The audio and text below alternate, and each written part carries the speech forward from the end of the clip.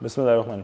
अच्छा जी, lecture number 3 है। हम लोग परफॉर्मेंस के ऊपर हमने बातें पढ़ ली थी, अटेम्प्टेड और एक्चुअल परफॉर्मेंस पे। हम अपने नेक्स्ट ऑब्लिगेशन पे जाते हैं। Lesson learning objective 1.5 obligation of representative of the promisor. अच्छा, ये बात हम ऑलरेडी पढ़ चुके हैं। अगर आपको याद हो तो मैंने आप लोगों को चैप्टर 2 में ही एक नॉलेज दिया था, एक इंसाइट दी थी कि दो तरह के कॉन्ट्रैक्ट होते हैं। एक होता है पर्सनल नेचर का, एक इम्पर्सनल नेचर का। पर्सनल नेचर का कॉन्ट्रैक्ट क्या होता था? जिसके अंदर पर्सनल एक्सपर्टीज पे परफॉर्मेंस जो है वो उस पर्सन से एक्सपेक्टेड होती थी, कोई और उसके बिहाफ पे परफॉर्म। जिस तरह वो आर्टिस्ट होता था, आपने उसी से बनवाने के लिए पैसे दिए हैं। ऐसे केस में जब वो पर्सन मर जाता था, डेथ के केस में या डिसेबिलिटी के केस में, हमने क्या कहा था कि लीगल रिप्रेजेंटेटिव रिस्पॉन्सिबल होंगे? नहीं, सिर्फ क्या करेंगे? Restitution of. दूसरा केस पड़ा था कि इम्पर्सनल नेचर हो तो फिर उसके लीगल रिप्रेजेंटेटिव, अगर कॉन्ट्रैक्ट बन चुका है तो उसके लीगल रिप्रेजेंटेटिव क्या करेंगे? लायबल होंगे। यही लाइन वहां पे जो पॉइंट समझाया था वो एक्चुअल सेक्शन 37 था जो यहां पे डिस्कस्ड है। Unless the contract is of personal nature, unless कि अगर ऐसा हो कि पर्सनल नेचर का कॉन्ट्रैक्ट हो, उसके बरक्स उसको छोड़ के legal representative of a deceased promisor would be liable under the contract in case of death or in case of death such promisor before performance। क्या ये वही बात नहीं जो चैप्टर 2 में समझी थी हमने? बात समझ आई? सो इनफैक्ट अगर पर्सनल नेचर का कॉन्ट्रैक्ट है तो फिर तो लीगल रिप्रेजेंटेटिव रिस्पॉन्सिबल नहीं होगा, ठीक है। लेकिन अगर इम्पर्सनल नेचर है तो legal representative of the disease promisor, या फिर मैं यूं कहूं डिसेबल प्रोमिसर के भी बिहाफ पे वो परफॉर्म कर रहा होता है। इंसैनिटी या डिसेबिलिटी आती है तब भी परफॉर्म कर रहा होता है। बात समझ आई? पढ़िए जरा एग्जाम्पल 11 और 12।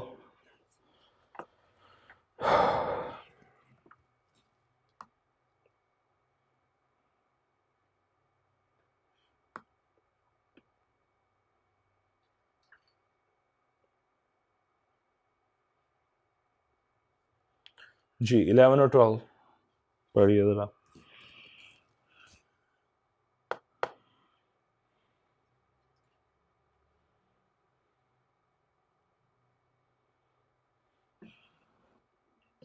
जी डन, आगे चल सकता हूं? लो जी, effect of refusal to perform promise wholly. बेटा देखो, एक कॉन्सेप्ट है यहां पे, अब एक छोटा सा उसको पढ़ते हैं और फिर आगे चलेंगे।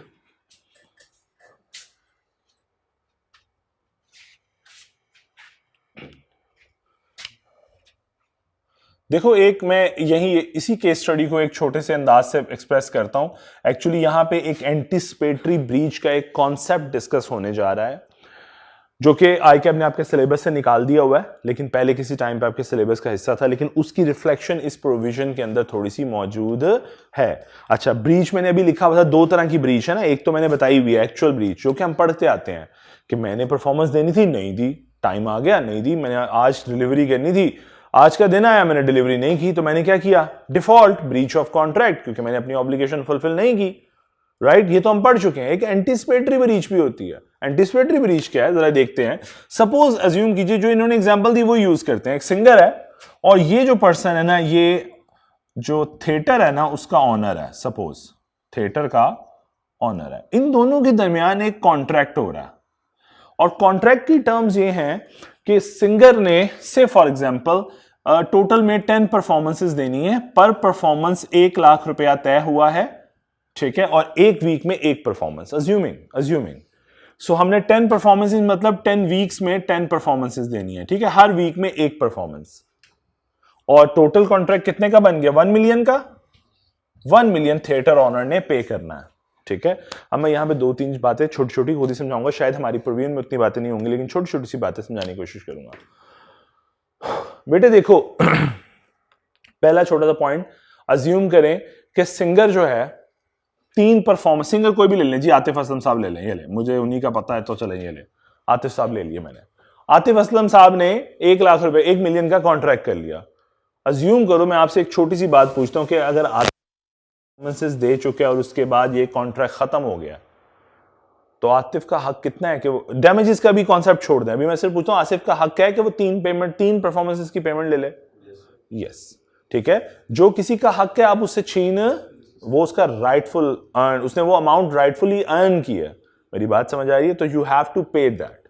अच्छा, आगे चलता हूं।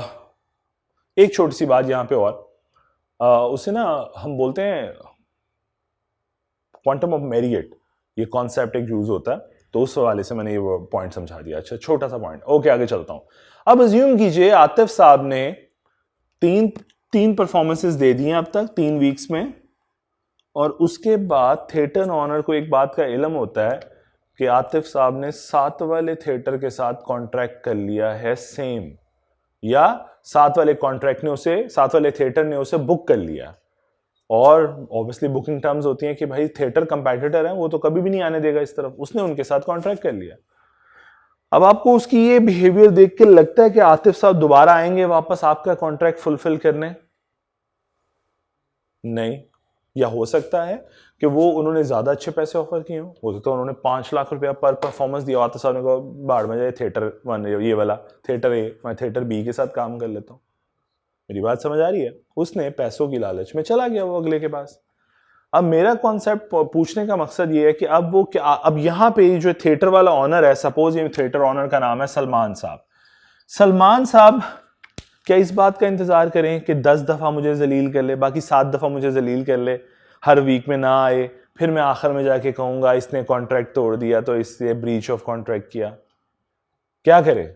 एंटिसिपेट कर सकता है, प्रोडिक्ट कर सकता है ना बिहेवियर से कि भाई अब दोबारा नहीं आने वाला, ये कॉन्ट्रैक्ट टूट चुका, ऐसा है?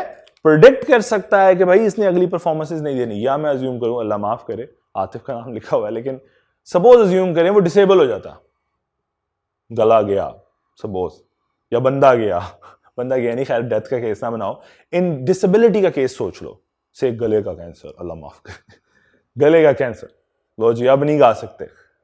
सपोज मैं एक वैसे रफली समझाने के लिए बोला, 3 परफॉर्मेंसेस दे चुका है, एक डिसेबिलिटी आ गई, अब अगली परफॉर्मेंसेस आप एंटिसिपेट कर सकते हो ये कॉन्ट्रैक्ट परफॉर्म नहीं होगा, या एक्सीडेंट हो गया है, अब बेड पे है, डॉक्टर ने कहा है तकरीबन को 3 महीने बेड रेस्ट, परफॉर्मेंस नहीं होनी। मेरी बात समझ आ रही है? अब यहां पे ये सिंगर नहीं आने वाला, सलमान ये प्रेडिक्ट कर सकता कि ये कॉन्ट्रैक्ट ब्रीच हो गया। इसे बोलते हैं बेटे एंटिसिपेटेड ब्रीच। ये कॉन्सेप्ट अब आपके सिलेबस में नहीं है, ये प्रोविजन अब नहीं है। समझाने का मकसद क्या है?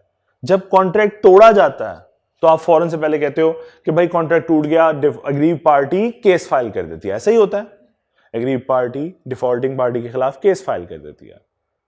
तो बेटा ये भी एंटिसिपेटेड ब्रीच है, एंटिसिपेटेड, वक्त से पहले पता लग गया कॉन्ट्रैक्ट टूट गया, तो कौन डिफॉल्टिंग पार्टी बना और अग्रीव पार्टी? तो सलमान के पास क्या राइट मौजूद है फिर, अगर एंटिसिपेटेड ब्रीच है तो? सेम राइट कि कॉन्ट्रैक्ट को खत्म करे, डैमेजेस क्लेम करे। क्या बात समझ आई लॉजिकली? जब ब्रीच कंसीडर कर लिया लॉ ने इसे, नो डाउट लॉ ने इसे एक्चुअल ब्रीच नहीं बोला, इसे बोला एंटिसिपेटेड ब्रीच, वक्त से पहले आपने प्रेडिक्ट कर लिया।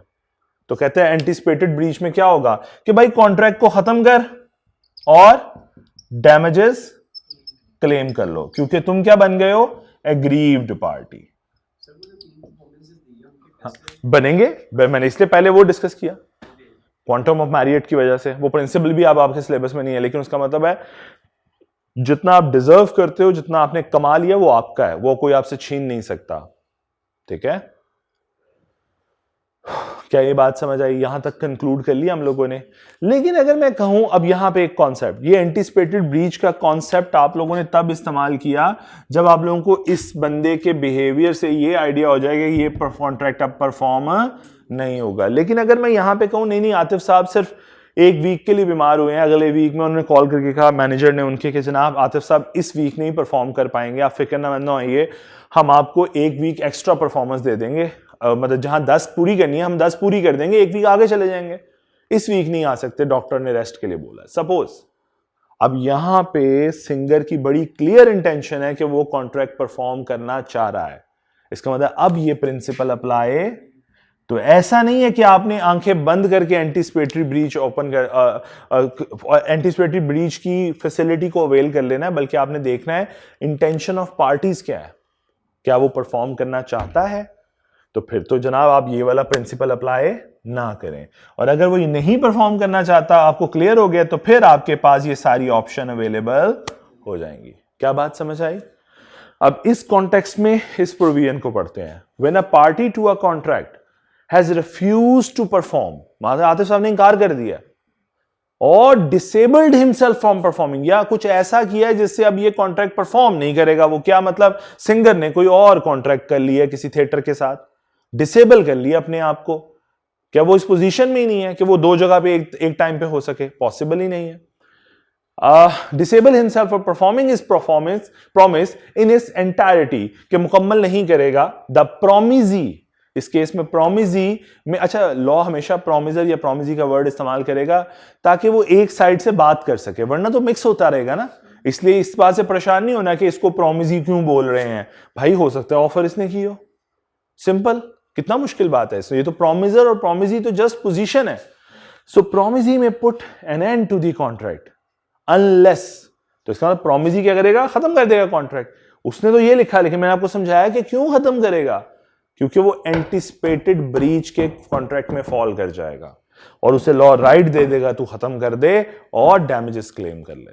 बात समझ आई? तो ये जो वर्ड लिखा हुआ है ना, द प्रोमिजी में पुट टू एन एंड, वो इस रीजन की वजह से है। क्लियर? आगे चलूं तो वो कहते हैं unless promiser has signified his willingness to continue through his word or conduct, unless के आतिफ साहब के मैनेजर ने अपने कॉल करके या अपने कंडक्ट से बताया ना परेशान होइए, अगली परफॉर्मेंसेस ले लीजिएगा, कोई मसला नहीं, परेशानी की बात नहीं।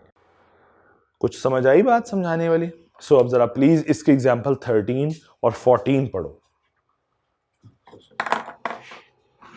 सो अगर आप बस ये ख्याल रखना, समझने के लिए हमने इसे प्रोमिजर बोला है, ठीक है, और इसको प्रोमिजी इस प्रोविजन में। लेकिन ये प्लीज, ये कोई वो नहीं है हार्ड एंड फास्ट नहीं, तो सिर्फ ये है who make the offer, who made the offer.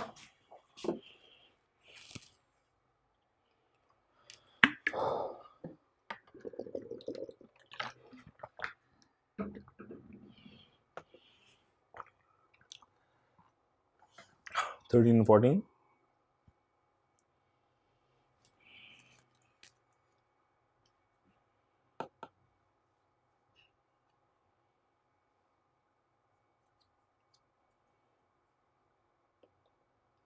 आप लोगों की क्लास है आज अभी कि फ्री है? इसके बाद 10:30 बजे है। बेटियों की भी नहीं? ओके।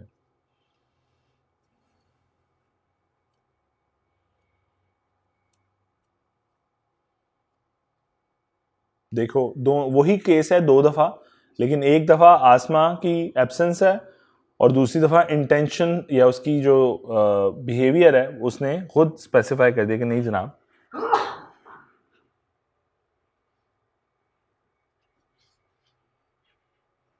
जी समझ आ गया? आगे चल सकते हैं। लो जी, एक सवाल है 2015 का, क्वेश्चन नंबर 2B। कहते हैं in accordance with the contract entered into by Masoom and Mubarak, Masoom had offered to deliver 300 Rolex watch to Mubarak on 1 March. Under the provision of contract advise कीजिए मासूम को under about the condition which must be satisfied for constituting a valid offer of performance। दिखने में सवाल case study था, लेकिन आखिर में आके स्ट्रेट फॉरवर्ड पूछ लिया, जरा बता दीजिए कंडीशंस क्या हैं एक ऑफर ऑफ परफॉर्मेंस को वैलिड करने के लिए। आपने बस इन जो पर्सन्स हैं उनके नाम का इस्तेमाल करना है, इस प्रोडक्ट का इस्तेमाल कर लीजिएगा, और ये देखिए सारी कंडीशंस वही हैं जो हम पढ़ के आ चुके हैं। ठीक है जी, चलूं आगे। नेक्स्ट क्वेश्चन है जी क्वेश्चन नंबर 2, पास पेपर का क्वेश्चन है ऑटम 2009 का, question number 5 part A. Mehboob a promiser and Solat a promisee entered into a valid contract. However, when Mehboob made an offer of performance, Solat refused to accept the same. Solat ने इनकार कर दिया, promisee ने इनकार कर दिया। Briefly state the rights and responsibility of the Mehboob against such refusal। तो क्या पूछना चाह रहा है? Consequences, कि अगर सामने वाली पार्टी रिफ्यूज कर दे तो हमने पढ़े हुए हैं ना कि अगर ऑफर ऑफ परफॉर्मेंस वैलिड हो तो फिर उस केस में क्या क्या बेनिफिट नसीब होते हैं आपको। उसने कहा राइट्स तो वही होंगे ना, राइट्स के हवाले से क्या क्या राइट्स नसीब होते हैं, वही सारे राइट्स कॉन्ट्रैक्ट रिसेंड कर दे, डैमेजेस क्लेम करे, दोबारा परफॉर्म करने की जरूरत नहीं है। अच्छा, व्हाट अबाउट द रिस्पॉन्सिबिलिटी? यहाँ पे रिस्पॉन्सिबिलिटी का क्या कॉन्सेप्ट है जी? देखो महबूब बेचारे के साथ मतलब उसने परफॉर्म करने की अटेम्प्ट की, लेकिन सामने वाले ने रिफ्यूज कर दिया, तो राइट्स तो समझ आ गए, रिस्पॉन्सिबिलिटी क्या है जी? जी सोचिए।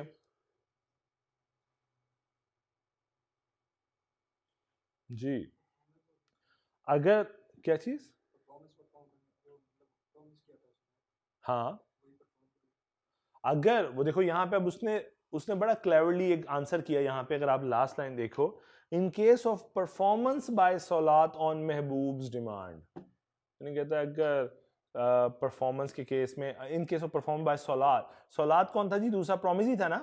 कहता है ऑन, अगर सोलात परफॉर्म कर दे महबूब के कहने पे, तो फिर क्या होगा? कहता है फिर महबूब भी परफॉर्म करेगा, वो रिस्पॉन्सिबल है। हालांकि बड़ा वेग सा आंसर है कि आपने ऐसे कैसे पूछ लिया, लेकिन रिस्पॉन्सिबिलिटी के नाम पे उसने ये बात पूछ ली कि अगर सामने वाला परफॉर्म कर दे तो फिर तुम क्या करोगे? फिर मैं भी परफॉर्म करूंगा, और क्या है।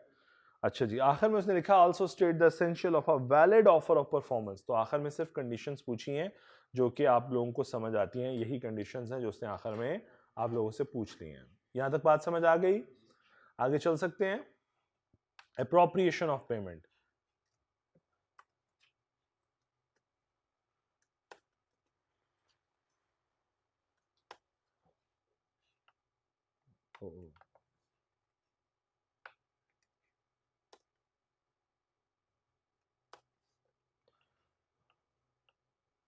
लो जी, अप्रोप्रिएशन ऑफ पेमेंट समझाता हूं मैं जरा, ये टॉपिक छोटा सा केस स्टडी के साथ समझाता हूं ताकि समझ आ जाए आप लोगों को जल्दी जरा।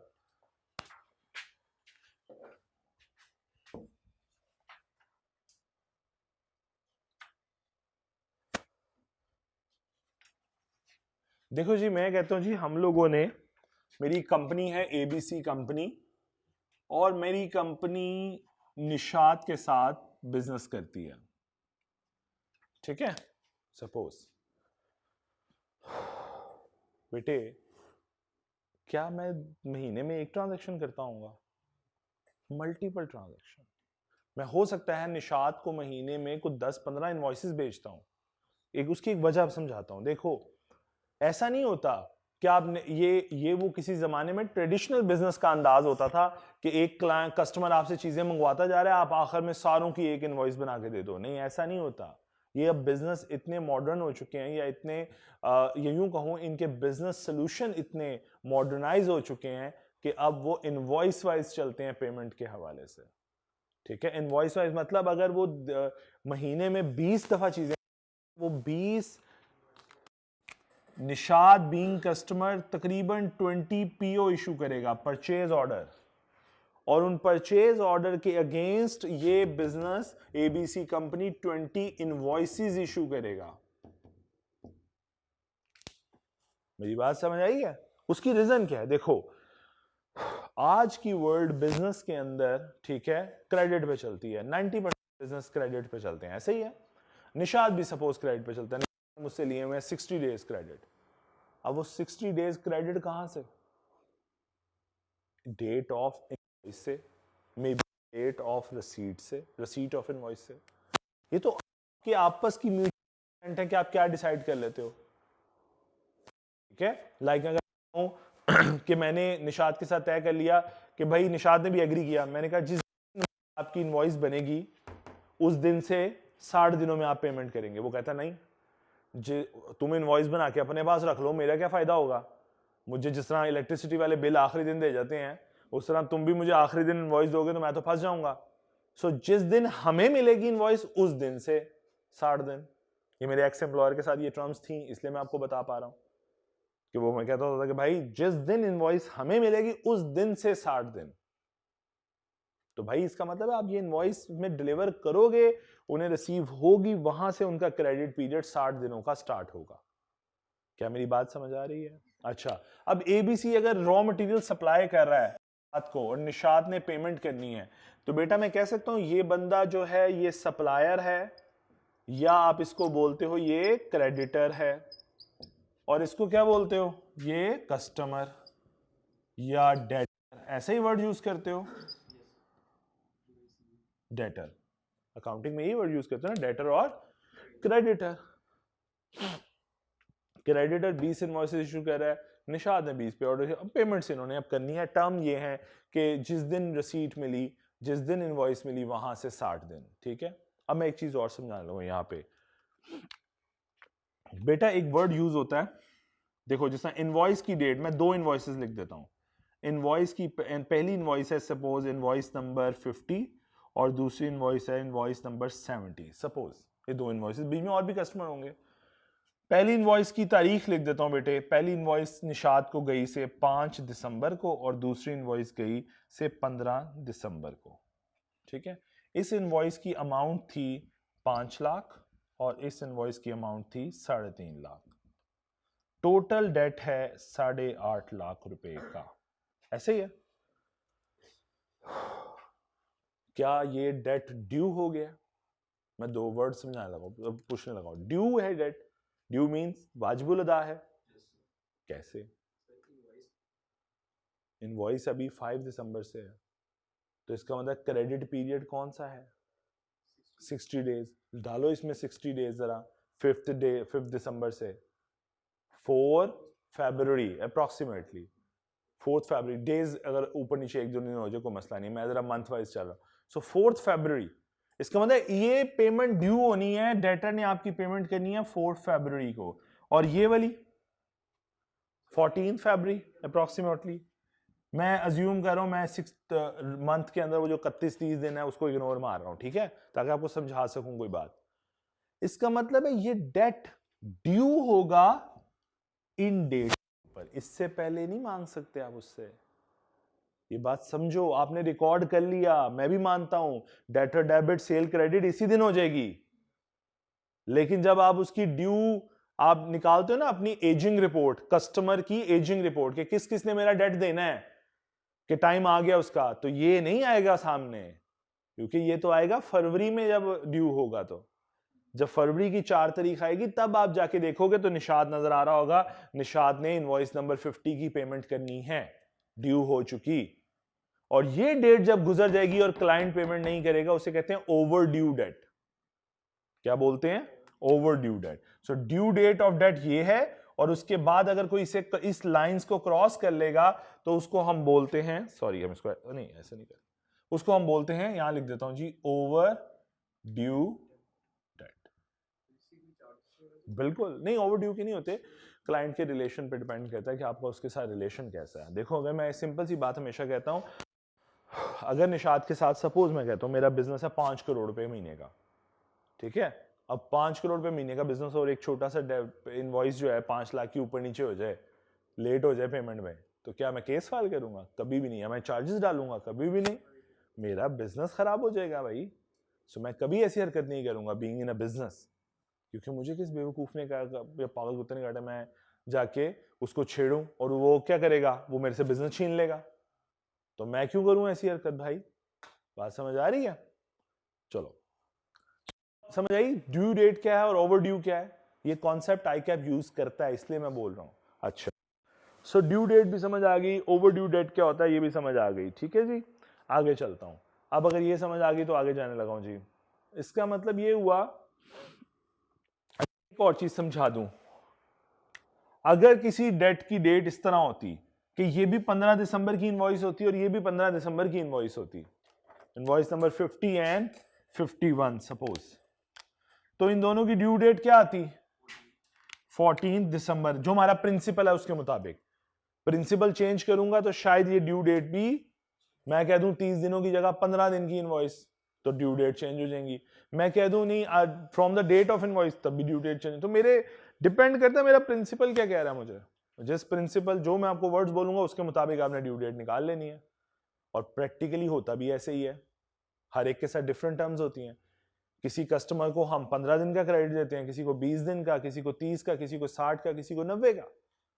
डिपेंड्स करता है उस बिजनेस के साथ रिलेशन कितना है, उससे प्रॉफिट कितना आ रहा है। बात समझ आ रही है?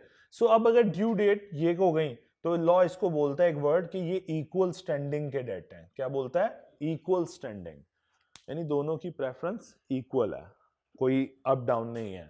जिस तरह इससे पहले जो था ना वो 4 फरवरी था, तो हम उसे कहते थे यार 4 वाला पहले ड्यू है, पहले उसको पे करो, उसकी प्रायोरिटी है, फिर 14 पे जाना। लेकिन अब चूंकि दोनों ही 14 को ड्यू है तो हम इसे कहते हैं ये इक्वल स्टैंडिंग है, दोनों ही पे करने जरूरी हैं, कोई किसी पे बर्तरी नहीं रखता। जी, यहां तक बात समझ आई?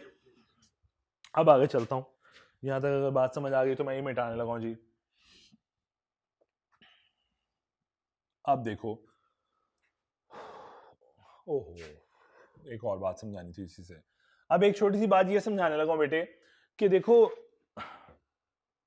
अब फिर मुझे वो शायद ये हमारा डेटर है जी। अच्छा, अब मुझे निशाद पेमेंट करता है। अच्छा, मैं 2 इनवॉइसेस दोबारा यहां पे लिख देता हूं बस यहां से, कि एक 5 लाख की थी और एक 3.5 लाख की थी। मैं एक बिजनेस नॉर्म और समझाता हूं बेटे।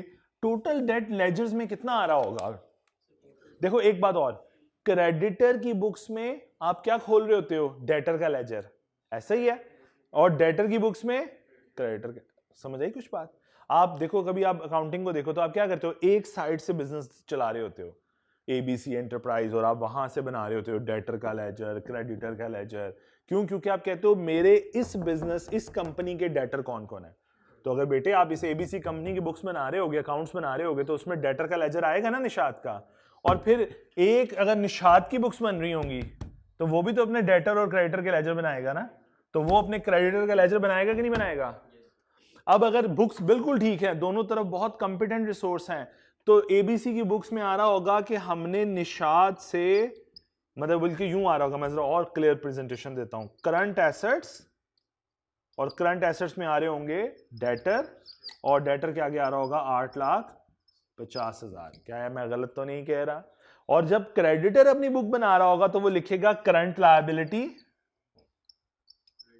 क्रेडिटर और 850। सो क्रेडिटर की बुक्स इसकी बुक से, सॉरी डेटर की बुक्स क्रेडिटर की बुक्स से क्या करेंगी? मैच। इसे हम कहते हैं लेजर रिकंसिलिएशन। हम प्रैक्टिकल वर्ड काम करते भी हैं। बैंक रिकंसिलिएशन आप बैंक के साथ करते हो ना, हम ये डेटर क्रेडिटर के साथ भी करते हैं, क्योंकि एक कंपनी इंश्योर करती है कि मैंने जो पैसे लेने हैं, क्या सामने वाले के बुक्स में उतने ही पैसे देने वाले आ रहे हैं कि नहीं आ रहे, और अगर नहीं आ रहे there is a need for reconciliation. मेरी बात समझ आई? सो डेटर, मैं अब वर्ड बोलने लगा हूं, क्रेडिटर की बुक्स रिकंसाइल होती हैं विद द डेटर बुक्स। मेरी बात समझ आई है? नहीं, लेजर किसी भी डेट पे लेजर रिकंसिलिएशन बोलते हैं उसे। मतलब आज मुझे 30 तारीख को ख्याल आया कि यार आज, वैसे कंपनी ने पैटर्न्स बनाए होते हैं यूजुअली 2 महीने बाद, या यूजुअली कुछ कंपनी हर महीने बाद लेजर रिकंसिल, लेकिन वो बड़ा हेक्टिक हो जाता है, इसलिए कंपनी यूजुअली क्या करती है, 2 महीने बाद लेजर रिकंसिलिएशन करती है हर हालत में, कि भाई साथ साथ मिला मिला के चलते हैं लेजर के, भाई आगे पीछे तो नहीं हो गए कोई, ऐसा हो मैंने इनवॉइस भेजी हो आपने रिकॉर्ड ही ना की हो, ऐसा हो सकता है ना भाई, ह्यूमन बीइंग्स है। मैंने भी कहा कोई गलती ना हो तो ये हालत होगी, और अगर गलती हो, ठीक है, हमने निशाद को भिजवाई और निशाद का अकाउंटेंट जो है उसने इनवॉइस अपनी टेबल पे रखी और वो भूल गया एंट्री डालना, अब क्या हो रहा होगा, जरा फॉर एग्जांपल 3.5 लाख की इनवॉइस भूल गया, हमने अपनी तरफ से रिकॉर्ड कर ली होगी, हम कहेंगे निशाद से लेने वाले पैसे कितने हैं, 8.5 लाख, निशाद कहेगा नहीं मैंने तो तुम्हारा सिर्फ, अब फड्डा पड़ जाएगा। फिर आप बैठोगे रिकंसिलेशन के, आप कहोगे आओ रिकंसाइल करते हैं। फिर जब आप रिकंसाइल करने बैठते हो ना एक एक एंट्री को, तो आपको समझ आती है कि अच्छा सर आप हमारी इनवॉइस नंबर जो 51 थी वो भूल गए हैं रिकॉर्ड करना, so please record that invoice, और लेजर रिकंसाइल। क्या ये बात समझ आई है? अब एक तो मैंने ये सिनेरियो समझा दिया, दूसरा ये सिनेरियो ऐसा भी तो हो सकता है, जरा समझिएगा, निशाद ने एक पेमेंट भिजवाई 2 लाख रुपए की, उन्होंने क्या किया, आपके 5 लाख में से 2 लाख लेस किए और आपका कह दिया कि 3 लाख का ये लेजर हो गया और 3.5 लाख की ये इनवॉइस हो गई, टोटल कितना हो गई 6.5 लाख। ऐसे ही है, आपने वो इनवॉइस रिकॉर्ड नहीं की, अब गलती किसके एंड पे? आपके एंड पे। सो रिकंसिलेशन होगी तो आपके एंड से गलती निकल जाएगी। अब मैं जो इंपॉर्टेंट बात समझाने लगा हूं, ये बात समझ आ गई यहां तक? अब मैं एक इंपॉर्टेंट बात समझाने लगा हूं, देखो प्रैक्टिकली हम लोग लेजर बनाना सीखते हैं अकाउंटिंग में, कैसे? डेटर डेबिट सेल क्रेडिट, और जब पेमेंट आती है तो क्या करते हैं? कैश डेबिट, डेटर का अकाउंट क्रेडिट। ऐसे ही है टोटल में, मतलब हमारा लेजर ऐसे बनता है अगर ये बना हो, डेटर का लेजर ऐसे बनता है, debtor debit sale credit 5 lakh से, debtor debit sale credit 3.5 lakh से, डेटर डेबिट सेल और सॉरी कैश आ गया, कैश डेबिट डेटर क्रेडिट कितने से? 2 लाख से, और क्लोजिंग बैलेंस आ गया 6,50,000। क्या आप लोग ऐसे ही अपना टी अकाउंट बनाते हो? यहां तक तो कोई प्रॉब्लम नहीं ना। अब जरा मुझे इससे भी मैच तो कर रहा है टोटल, लेकिन मैं अब आपको एक प्रैक्टिकल बात समझाने लगा हूं। और भाई अभी ड्यू डेट समझाई है, तुम मुझे अगर ये लेजर का बैलेंस बताओगे इस तरीके की हरकत करके, तो मैं कभी भी नहीं देख पाऊंगा कि मेरी ड्यू डेट कौन किसकी है, कौन से की पेमेंट आ गई, कौन से की पेमेंट नहीं आई। समझो, तो तुम पढ़ रहे हो वो ठीक नहीं है। नहीं, मेरा मतलब ये नहीं है, जो तुम मैनुअली बुक्स बना रहे हो, प्रैक्टिकली ऐसे नहीं चलता आज का सिस्टम। प्रैक्टिकली हम ऐसी हरकत नहीं करते, ऐसी कैश की एंट्री नहीं डालते। ठीक है, आज हम यूज करते हैं नॉक ऑफ सिस्टम, उसे बोलते हैं इनवॉइसिंग नॉक ऑफ। हम बोलते हैं, वर्ड मैं यूज कर रहा हूं, याद करने की जरूरत नहीं है वर्ड, हम उसे कहते हैं इनवॉइस नॉक ऑफ। हम पेमेंट उसकी इनवॉइस के अगेंस्ट एडजस्ट करते हैं। हमारा सिस्टम आज इतना बिजनेस सोल्यूशन इतने मॉडर्नाइज हो गए हैं। बिजनेस सोल्यूशन से मुराद, जिस तरह आप लोग बहुत फेमस सुनते हो ERP या वर्ड सुनते हो SAP, ये बिजनेस सोल्यूशन है, ये अकाउंटिंग सोल्यूशन नहीं है। अकाउंटिंग सोल्यूशन किसी जमाने में चलते थे, क्विक बुक्स, या आज के जमाने में जोहो है, जीरो है, ये सारे ये अकाउंटिंग सोल्यूशन हैं। वो बिजनेस सोल्यूशन है। अब बिजनेस सोल्यूशन में क्या कहते हैं, हम इसे कहते हैं इनवॉइस नॉक ऑफ। हम जब एंटर ना 2 लाख की, वो हमारे सामने सारी उस डेटर की इनवॉइस खोलने लिया। मैं जब जाऊंगा ना अपने सिस्टम में, मैं कैश पे क्लिक करूंगा, कैश रिसीट पे, वो फौरन से पहले में, या बैंक रिसीट पे, वो फौरन से सामने मेरे एक विंडो पॉपअप कर देगा, विंडो खोल देगा, कहेगा बताओ कौन से डेटर से पैसा आया। मेरा ड्रॉप डाउन मेन्यू होगा एक, मैं वहां से कस्टमर सेलेक्ट कर लूंगा। सिंपल ऐसे होगा ड्रॉप डाउन मेन्यू में, ड्रॉप डाउन मेन्यू करूंगा, कस्टमर सेलेक्ट करूंगा। वो फिर जो ही मैं कस्टमर करूंगा, वो मेरे कस्टमर की सारी इनवॉइसेस नीचे एक एक करके शो कर देगा। फॉर एग्जांपल, वो यहाँ पे मैंने एक यहाँ पे ड्रॉप डाउन मेन्यू बनाया, मैं थोड़ा सा जगह मेरी कम पड़ गई, 1 मिनट जी। सपोज मैंने ये विंडो ओपन हुई, यहां पे आ रहा था ड्रॉप डाउन मेन्यू, मैंने यहां से कस्टमर सेलेक्ट किया निशात। वो फौरन से पहले क्या करेगा, निशात की जितनी भी इनवॉइसेस होंगी इनवॉइस नंबर के वाइज, 51, 61, 71, वो सारी इनवॉइस मेरे सामने लिख देता है। और साथ में कहता है, एक बटन देता है छोटा सा ऐसे, और साथ में एक डब्बा दे देता है अमाउंट का। आप कहते हो 2 लाख आया, कहता है कौन से वाली इनवॉइस, आप इसे कहते हो टिक कर देते हो, ये वाली इनवॉइस के कितने पैसे आए, सर 2 लाख रुपए रिसीव हुआ। वो फौरन से पहले कैलकुलेशन करता है, इनवॉइस 51 में 5 लाख था, 2 लाख आ गया, बाकी बच गया, और ये तो वैसे ही पेंडिंग पड़ी है। सो टोटल लेजर का बैलेंस अपडेट हो गया। सो हम अब ऐसे एंट्री नहीं डालते जिंदगी में, हम उसको नॉक ऑफ करते हैं अगेंस्ट द इनवॉइस। क्या बात समझ आई? इसे बोलते हैं इनवॉइसिंग नॉक ऑफ। इसमें यही आएगा 6.5 लाख, लेकिन बेटा बैक एंड पे जब आप लेजर खोल के देखोगे तो आपको पता लगेगा इस इनवॉइस की पेमेंट फलां दिन रिसीव हो गई है, इस बैंक में रिसीव हुई है, और अब इस इनवॉइस के बाकी रह गए हैं 3 लाख, और एक इनवॉइस और पड़ी है जिसके रहते हैं 3.5 लाख। ये फॉर एग्जांपल ये 61 इनवॉइस है, तो 3.5 लाख टोटल हो गया 6.5 लाख। हुआ वही है, बैलेंस वही है जो आप निकालते हो बुक्स में, लेकिन हम अब इनवॉइस वाइज चलते हैं। क्यों? क्योंकि बेटा ड्यू डेट हर इनवॉइस की डिफरेंट है। अभी यही समझाया, ड्यू डेट हर इनवॉइस की डिफरेंट है। जो पहले गई है उसकी ड्यू डेट पहले आनी है, जो बाद में जा रही है उसकी ड्यू डेट बाद में आनी है। तो अगर आप ऐसे अन्यवा एंट्रियां डालोगे तो ये समझ ही नहीं आएगा उस डेट पे खड़े होके ये 6.5 लाख किस इनवॉइस के अगेंस्ट है, और क्या अभी ड्यू हुआ भी है कि नहीं हुआ।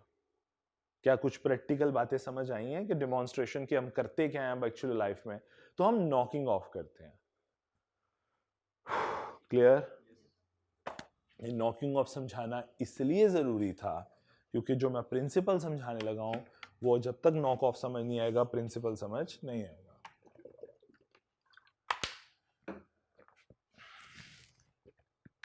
अभी क्लास नहीं है ना, लो जी, अब हम आते हैं अपने टॉपिक के ऊपर। एप्रोप्रिएशन ऑफ पेमेंट मतलब एप्लीकेशन ऑफ पेमेंट। डेटर ने पैसे दे दिए हैं, अप्लाई कैसे करने हैं, किस इनवॉइस के साथ एडजस्ट करने हैं, क्योंकि there may be a chance मेरे मल्टीपल इनवॉइसेस इशू की हों, तो किस इनवॉइस के साथ एडजस्ट करूं। अब ये भी पॉइंट, अभी उसी पे बात प्रिंसिपल्स पढ़ते हैं फिर, ठीक है जी, चलें।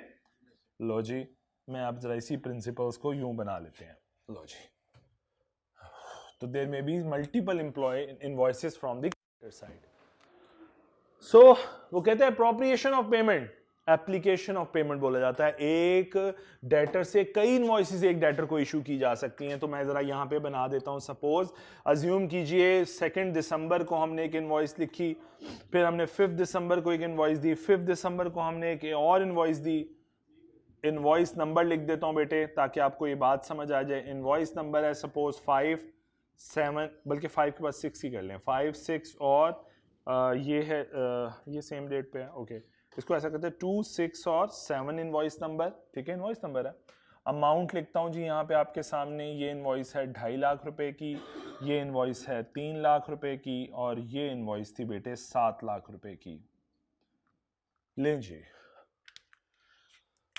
ड्यू डेट्स जो हैं बेटे, मैंने आपको टाइम दे रहा हूं कि 1 महीने का टाइम होता है ड्यू डेट का, या यूं कहता हूं जिस महीने इनवॉइस जाती है, जिस महीने की इनवॉइस होती है, उससे अगले महीने की आखिरी तारीख ड्यू डेट होती है। मैंने बड़ा आसान सा प्रिंसिपल, मैंने अब चेंज की टर्म्स। मैंने कहा, अब मैं दोबारा रिपीट करता हूं कि due date is the end of the month following the month of invoice. End of the month following the month of invoice. Due date is end of the month following the month of invoice. जी बताओ अब इनकी due dates.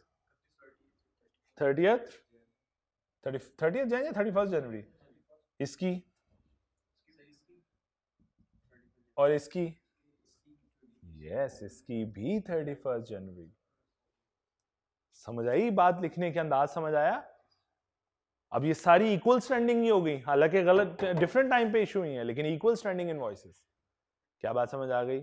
अभी मैं आप दोबारा change करता हूं आपके लिए, और मैं कहता हूं जी इनकी ड्यू डेट है 1 मंथ। तो आप जरा बता दीजिए प्लीज ड्यू डेट।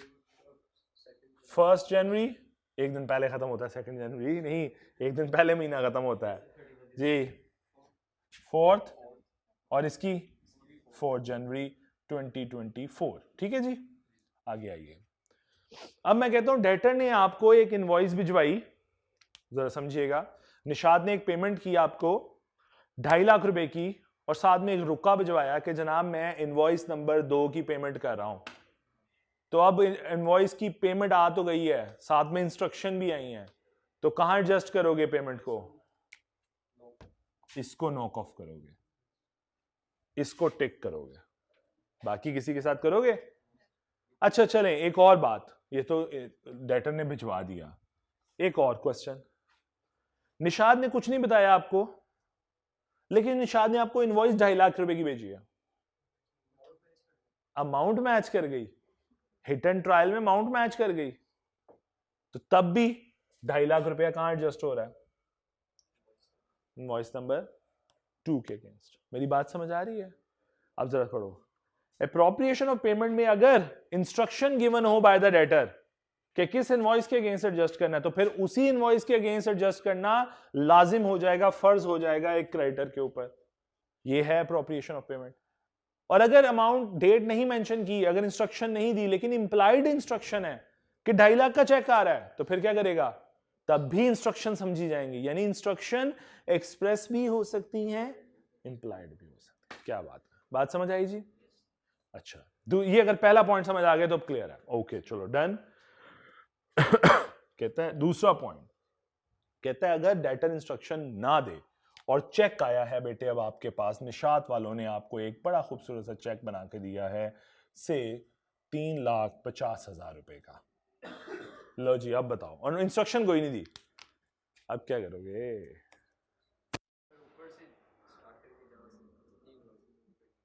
अच्छा, आप मतलब टाइम वाइज चलने आप कहना चाह रहे हो, लेकिन अगर मैं आपको ये कहूं कि लॉ आपको कहता है कि भाई फिर तेरी मर्जी, क्रेडिटर तेरी मर्जी, जो मर्जी कर, जा तेरा जो दिल करता कर, जिस मर्जी इनवॉइस के साथ एडजस्ट कर जा।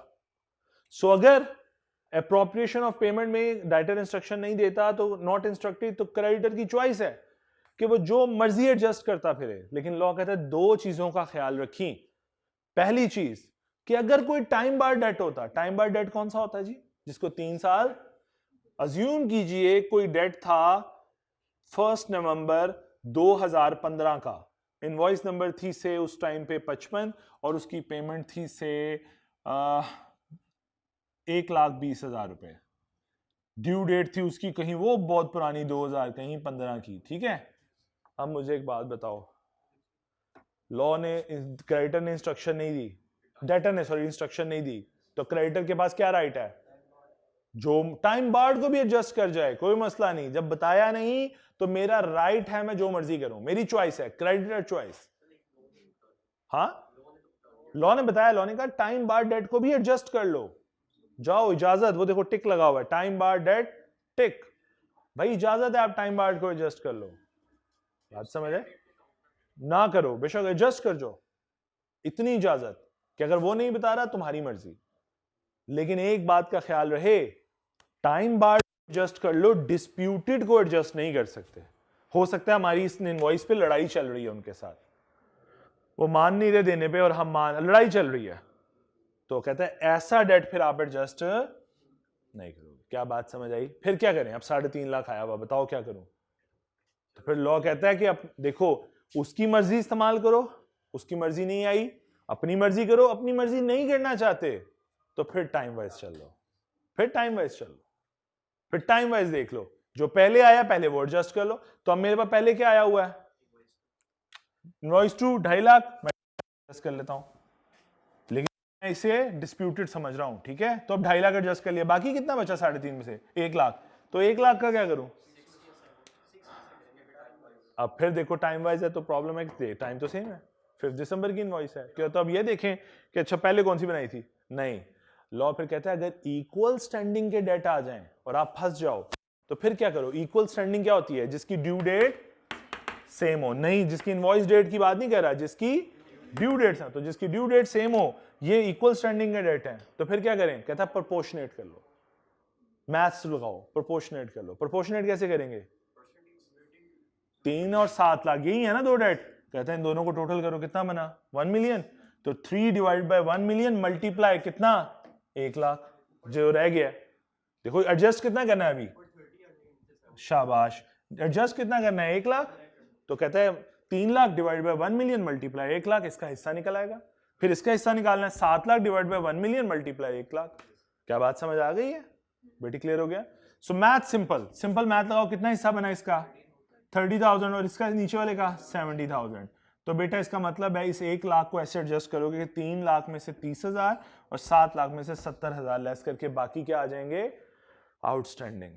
क्या ये बात समझ आ गई? तो प्रिंसिपल क्या है, अगर डेटर ने इंस्ट्रक्शन दी है तो एज पर डेटर, नहीं दी तो अपनी मर्जी करने जाओगे, टाइम बार्ड भी एडजस्ट कर लो, डिस्प्यूटेड एडजस्ट ना करना। लेकिन अपनी मर्जी भी नहीं चलाना चाहते तो फिर टाइम वाइज चल लो, टाइम वाइज चलते हुए भी लॉ ने इजाजत दी कि टाइम बार्ड डेट भी एडजस्ट करना चाहो तो कर लेना, तुम्हारी मर्जी, क्योंकि डेटर ने तो बताया नहीं, और इक्वल स्टैंडिंग आ जाए तो प्रोपोर्शनेट। क्या बात समझ आई? सो हमने यहां तक के प्रिंसिपल सारे पढ़ लिए, लास्ट एक बात रह गई, principal and interest both are due. अच्छा जी, एक लास्ट पॉइंट एडजस्टमेंट, बस ये लास्ट समझ लो, उसके बाद क्लास अभी नहीं है ना, ओके। सो एक लास्ट बस एडजस्टमेंट, देखो बेटा बैंक के हवाले से बात समझाता हूं।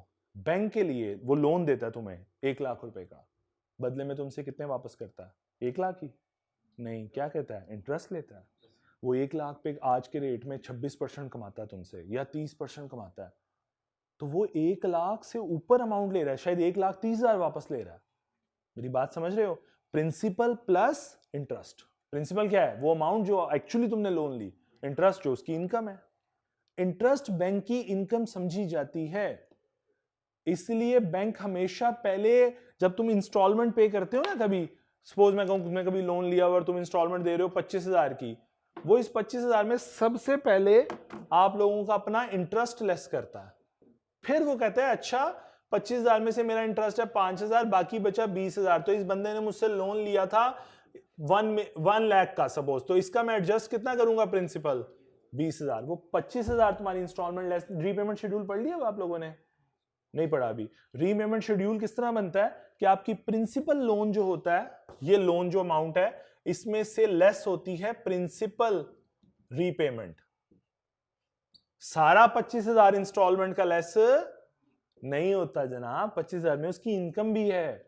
वो बस ये कर रहा है कि आपसे डायरेक्ट लेने की बजाय हर किस्त में अपना इंटरेस्ट आपसे वसूल करता है। तो बैंक जब आपसे इंटरेस्ट वसूल करता है वो सबसे पहले उस इंस्टॉलमेंट में से इंटरेस्ट लेस करता है, फिर जो बच जाती है अमाउंट वो आपके लोन के साथ एडजस्ट करता है। कई दफा आपको लगता है आप 25,000 दे रहे हो और आज का जिस तरह काइबोर का रेट चल रहा है उसके मुताबिक हो सकता है 15,000 तो खाली इंटरेस्ट हो। वो बेचारा क्या कर रहा है, अपनी तरफ से 25,000 दे रहा है, लेकिन उसकी एडजस्टमेंट कितने की हो रही है, सिर्फ 10,000 की। तो लोन कितने से कम हो रहा है, 10,000। अगली बार इंटरेस्ट किस पे पड़ेगा, 90,000 पे। तो ये है वो डेट सर्कल जिसमें एक इंसान फंसता चला जाता है, क्योंकि बैंक पहले अपनी इंटरेस्ट इनकम लेस करता है फिर प्रिंसिपल लेस करता है। क्या बात समझ आई? और अगर आप कहीं डिफॉल्ट कर दो तो वो पहले इंटरेस्ट लेता है फिर प्रिंसिपल लेता है। मेरी बात समझ आ गई है? एक प्रैक्टिकल केस स्टडी छोटी सी समझाता हूं। मेरे एक दोस्त था कोविड के डेज में, उसने कहा कि जी बैंक ने उसे कहा कि आप हम आपके बहुत खैर ख्वाह हैं। 3 साल का उसका लीज पीरियड था गाड़ी का। मैंने कहा हम आपके बहुत खैर ख्वाह हैं, ऐसा है कि आप ना इस 6 महीने में आपके बिजनेस हालात ठीक नहीं होंगे, तो आप 6 महीने किसके ठीक रहे, आप 6 महीने में ऐसा कीजिए कि आप इंटरेस्ट पे आप इंस्टॉलमेंट पे मत कीजिए, हम आपकी लीज जो है वो 3.5 साल पे कर रहे हैं। वो बड़ा खुश, कहता है इतने अच्छे फरिश्ता सिफ्त इंसान कहाँ मिलेंगे जो कोविड के दिनों में इतना ख्याल रख रहे हैं। आपने बस हमें 10,000 रुपये महीना देना है। मतलब इन 6 महीनों में आपकी इंस्टॉलमेंट बनती थी 40,000, आपने हमें 10,000 देना है सर, आप बस 10,000 दें। वो बड़ा खुश लुडियां डाल रहा, कहता है यार 10,000 इंस्टॉलमेंट ले रहे हैं सर और अगले 6 महीने भी दे रहे हैं, सारा इंटरेस्ट ले रहे थे उससे। मैंने उसको समझाया, मैं कहा 2 मिनट रुक, मैं कहा तेरा बैंक कर क्या रहा है तेरे साथ। और वो बेचारा इलिटरेट इंसान है, उसको क्या पता कि क्या कह रहा है। कहता है क्या कर रहा है, मैं कहा मैं उसे समझाया, मैं कहा तेरी प्रिंसिपल लोन जो है वो 6 महीने के लिए वहीं खड़ा रहेगा, उसमें से कुछ लेस नहीं होगा, और जो तू 10,000 देता चला जा रहा है वो सिर्फ उनकी इंटरेस्ट इनकम है। इसका मतलब है इस 6 महीने में वो तुझसे कमाएंगे भी और अगले 6 महीने जो तूने बढ़वाए हैं उसमें भी कमाएंगे तुझसे, क्योंकि इंटरेस्ट तो वो उसमें भी लेंगे। तो बैंक ने अपनी गंदी प्रोडक्ट को भी इतने खूबसूरत तरीके से इंप्रोवाइज करके प्रेजेंट किया कि आधे से ज्यादा लोग तो उन्होंने वैसे बेवकूफ बना लिए होंगे। सो बैंक बहुत क्लेवर है इस मामले में, वो पहले अपना इंटरेस्ट एडजस्ट करता है, वो नहीं वो बख्शता। ठीक है, आप रेंटेड प्रॉपर्टी में बिल्कुल इसको ऐसे एक्सप्लेन करता हूं, आप मालिक हो किसी घर के और आपने रेंट पे दिया, बख्शोगे टेनेंट को कि वो 1 महीने का किराया ना दे? कोविड भी आया तब भी लोगों ने लिया ऐसा है। तो जब आप अपनी प्रोडक्ट पे किराया नहीं बख्शते हो तो फिर आप कैसे एक्सपेक्ट करते हो कि एक बैंक जिसकी प्रोडक्ट है लोन, वो उस पर तुम्हें अपना रेंट माफ कर दे? उसके लिए तो ये उसकी प्रोडक्ट है। बात समझ आई? और इंटरेस्ट उनकी इनकम। आपके केस में आपका वो घर था जो आपकी प्रोडक्ट थी और रेंट जो होता था वो आपकी इनकम। तो जब आप नहीं बख्शते तो वो क्यों बख्शे? चलो, इसके साथ ही ये हमने टॉपिक खत्म कर लिया। अल्लाह ताला आप सबको फरमाए। Thank you.